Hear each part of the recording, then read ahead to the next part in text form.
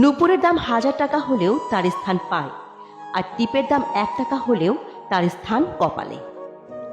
ইতিহাস সাক্ষী, লবণে কখনো পোকা ধরেনি, কিন্তু মিষ্টিতে প্রতিদিনই ধরে, আবার পিঁপড়েও ধরে। মানুষ সোজা পথে চলতে চায় না, বাঁকা পথে আগ্রহ বেশি। তাই তো মদ বিক্রেতাকে কোথাও যেতে হয় না, কিন্তু দুধ বিক্রেতাকে বাজারে দাঁড়ে দাঁড়ে খুঁড়তে হয়। আমরা সর্বদা দুধ বিক্রেতাকে বলে থাকি, দুধে জল মেশাননি তো, অথচ মানুষ মদে জল মিশিয়ে খায়।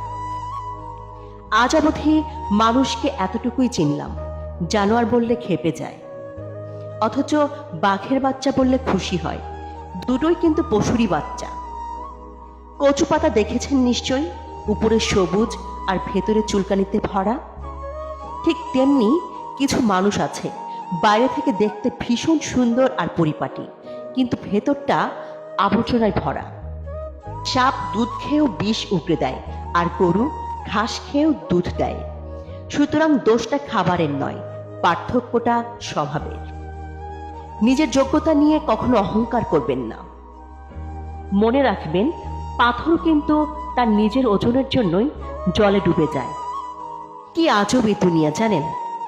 যার চোখে ঘুম আছে তার কাছে ভালো বিছানা নেই,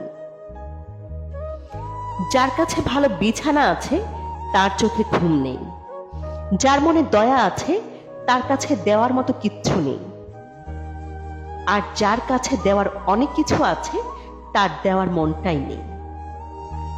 যে সম্পর্কের কদর করে তার সাথে কেউ সম্পর্ক করতে চায় না, আর যে সম্পর্কের কদর করে না তার সাথে সবাই সম্পর্ক রাখতে চায়। যার পেটে খিদে আছে তার কাছে পর্যাপ্ত খাবার নেই, যার পেটে খিদে নেই তার কাছে খাবার নষ্ট করার মতো প্রাচুর্য আছে। একটা কথা সব সময় মনে রাখবেন, ধনী আপনি চাইলেই হতে পারবেন, কারণ আজকালকার দুনিয়ায় পয়সা কামানো বিশাল কোনো ব্যাপার নয়। কিন্তু চাইলেই ভদ্রলোক হওয়া যায় না, কারণ ভদ্রতা পারিবারিক শিক্ষা থেকে আসে। সেটা সবার নাও থাকতে পারে, তাই পারলে ভদ্রলোক হওয়ার চেষ্টাটা সবার আগে করবেন।